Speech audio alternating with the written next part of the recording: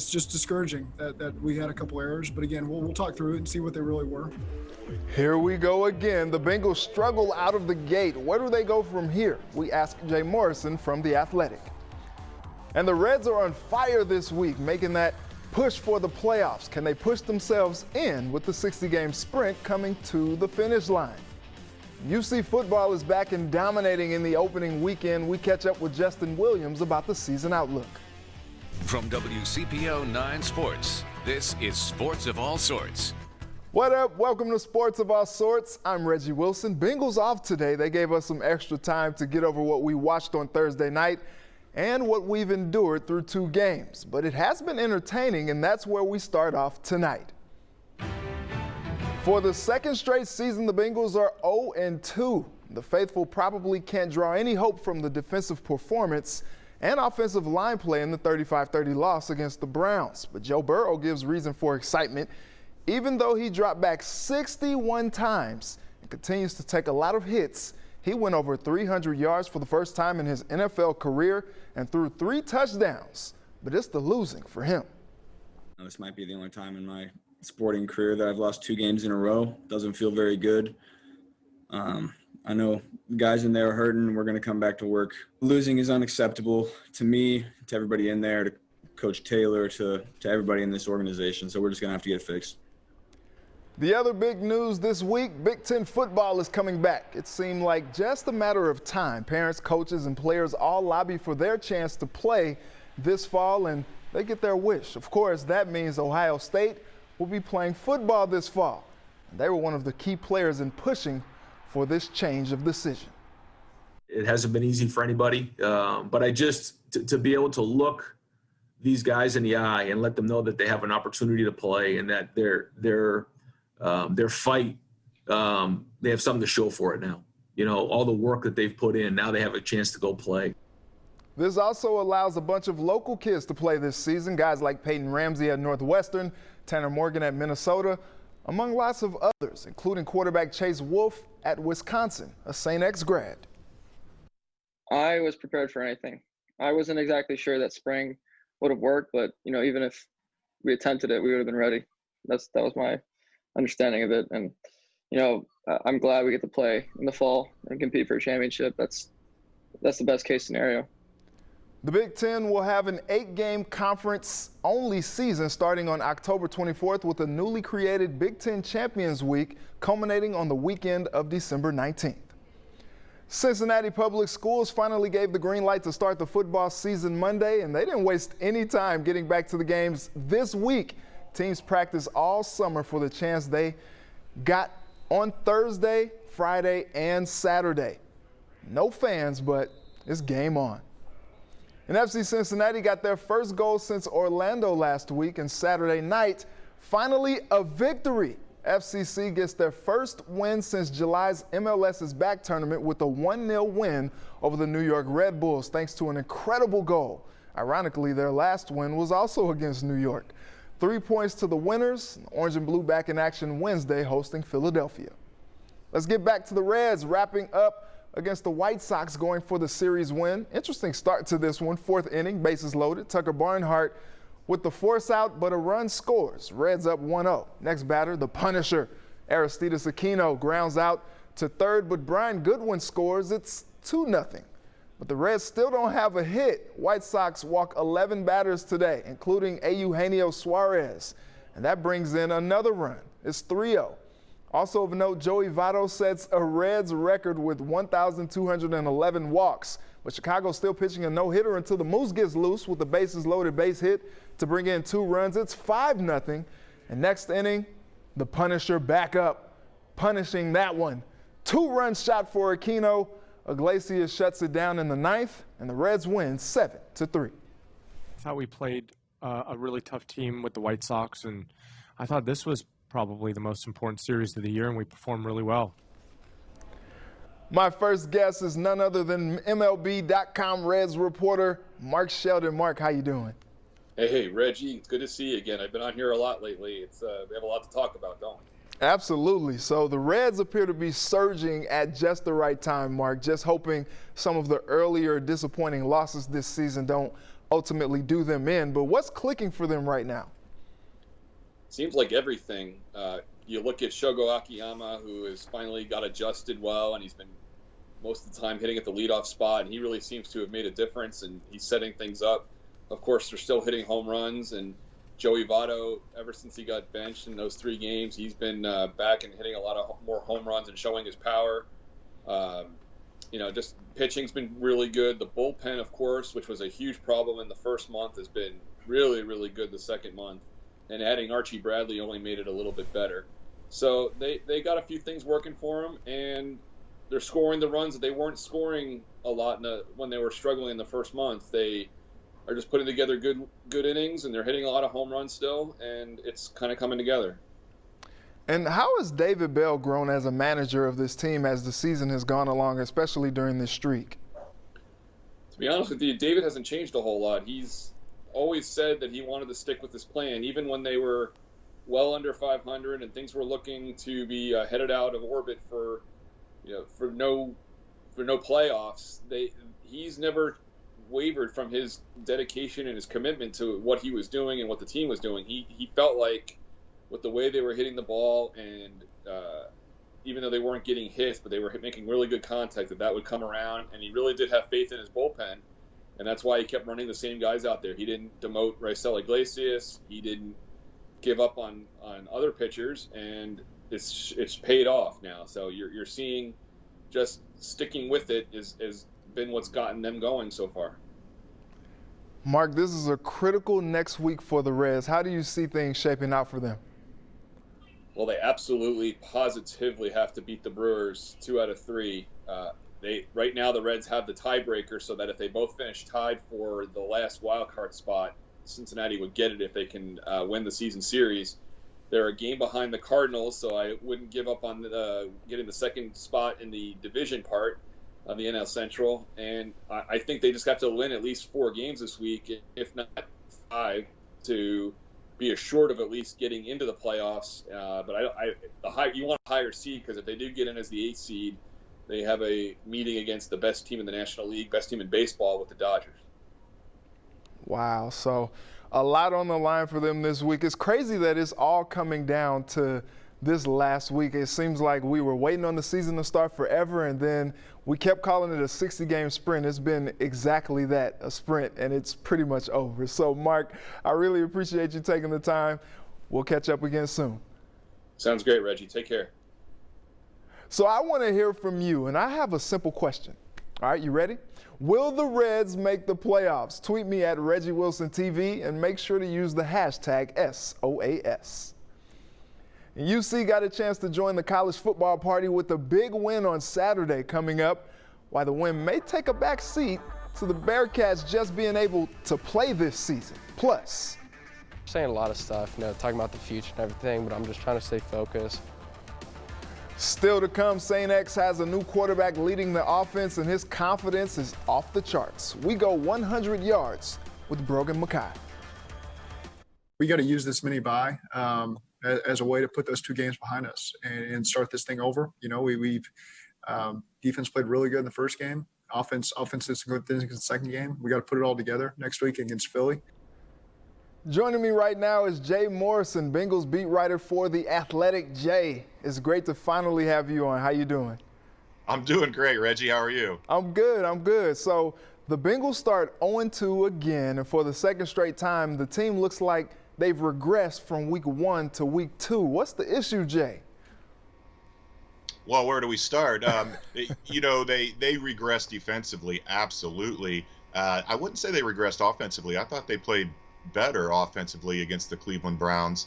But the things that we thought were going to be the issues this year are the issues so far, and that's the offensive line and the linebackers. And, the big issue that we saw Thursday night against the Browns was the inability to stop the run. And it was on display in the opener, but it wasn't as glaring.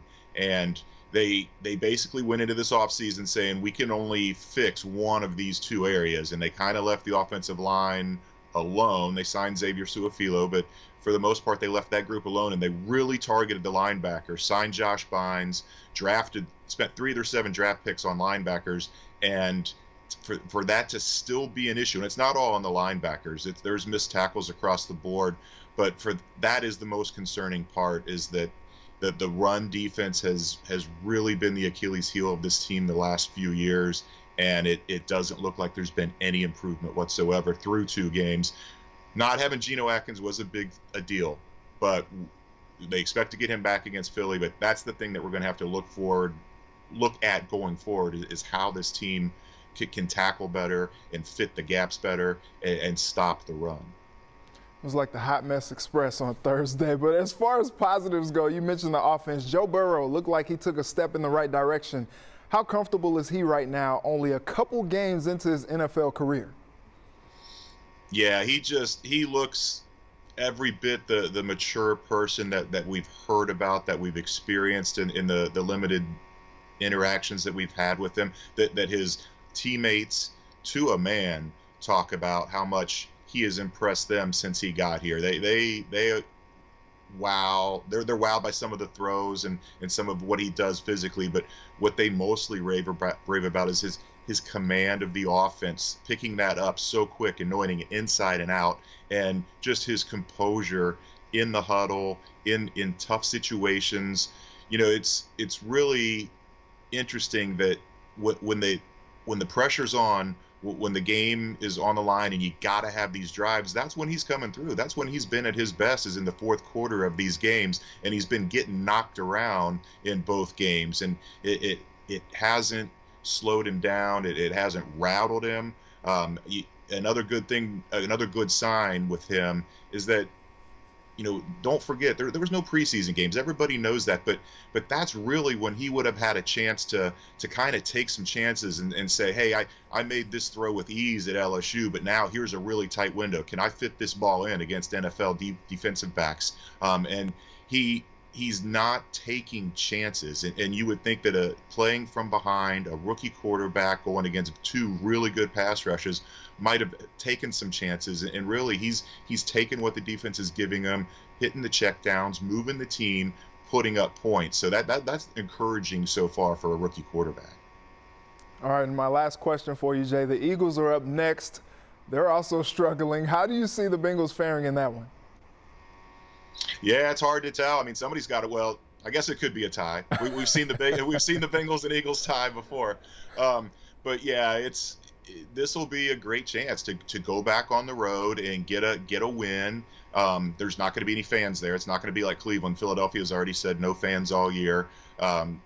It feels like this is definitely a winnable game. I think when the schedule came out, you were kind of looking like, ooh, that's going to be one of the tougher games in September, and now maybe that's not the case, because we see how the Eagles have struggled. So a great chance to if they can pull this one out on the road, come home and play a Jaguars team that's maybe a little better than people thought, that's still a winnable game. 2-2 is not off the table. They've just got to address the issues in the run game, get Geno Atkins back, get Mike Daniels back. The 10 days is going to help with that. And it's been disappointing, I know, for fans to start 0-2. There was all the hype around Joe Burrow, but I don't think this 0-2 is as ugly as last year's 0-2, and I don't see this season spiraling the way that 2019 did. All right, Jay, I appreciate your insight. Come on back anytime, all right? Thanks for taking the time. I'll be with you. You just let me know, Reggie. Give me a call. That sounds good. The Bombers' new QB1 has a first name that's pretty easy to pronounce. His last name, though, gives a lot of people trouble. But so does his game. We talked to him about both coming up next. Welcome back. St. X Junior quarterback Brogan Mackay is one of the top passers in the GCL this season. But who is this quarterback who's burst onto the scene? I went 100 yards with him to find out. Reggie Wilson here with St. X Junior quarterback Brogan Mackay. Brogan, how you doing? Good, how are you? I'm good. You ready to walk 100 yards with me? Yes, I am. All right, let's do it. Ballin', yeah. Mackay to the end zone for a touchdown. This is your junior season, first time starting as a quarterback. What has this experience been like for you? Just coming off of freshman year, sophomore year, learning from Matthew Reevy as a varsity quarterback last year. I mean, he taught me great stuff. A little nerve-wracking, varsity, first year, but I mean, teammates support me. They make it easy for me. It's a lot of fun. You've been kind of balling a little bit. First game was on national television. Do you get nervous? Honestly, I thought I was going to be more nervous, but I mean, it was definitely an experience, especially first game being on ESPN, but it was very fun. So I got to ask you about this last name. It's Brogan Mackay, Yes, right? sir. Yep. All right, but with some of these games, I was at the LaSalle St. X game, and I heard the name pronounced so many different ways. What have you heard? I've been hearing McCoffey the most, for sure, and recently it's been turning into McKay. Okay. There's no K in it, so I'm not sure where that's coming from, but it's pronounced Mackay. With guys like Chase Wolf and Sean Clifford coming through this program, do you feel the weight of how it is to be a St. X quarterback? I would definitely agree. There's a lot coming. You got to step into their big shoes that they left. I especially help from them in the summer. They had trained with all of them, Matthew Reevy, all Sean and Chase. They just helped me grow, be a better player, and really have helped me this year. What do you hope to achieve as quarterback of this football team? You still got 2 years left here. Pretty big shoes to fill, as we talked about. What do you want to do? Honestly, I'm just trying to, work with my team, get a state championship. Hopefully, two of them. Just every year we're going to strive to be the greatest and try to win state. All right, Brogan. Well, it's been great to catch up with you. Great to get to know a little bit more about you over these 100 yards. We just scored another St. X touchdown. How about that? I appreciate it. Great experience. We'll come to play next week. All right, good luck the rest of the season. Yes, sir. Thank you. Thanks to Brogan for that. UC started the season 1-0, having no trouble against Austin Peay with the 55-20 win. Jared Dokes led the way with 4 touchdowns in the latest Bearcats season opener since 1968. They were so excited and happy to have the opportunity to play and grateful to have this opportunity to play from all the ups and downs they had, that nothing really bothered them. And I think they did a really good job.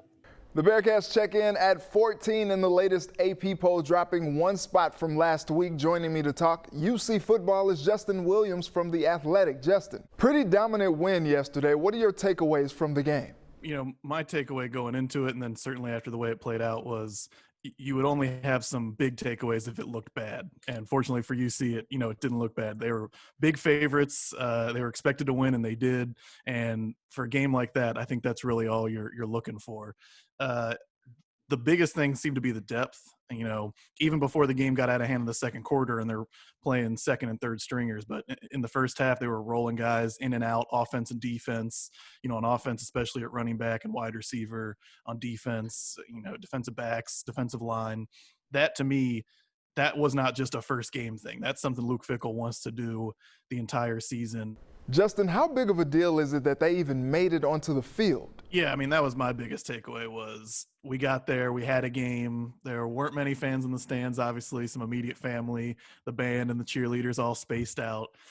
So it had a weird vibe to it. But look, there were times I didn't think we would get to this point. And there were certainly times where these players and coaches a couple weeks ago were wondering, are we going to get a chance to play this season? And, that would be tough for any number of reasons. To be really tough for this squad because they feel like they have a really good team and a chance to, compete for a conference championship this year.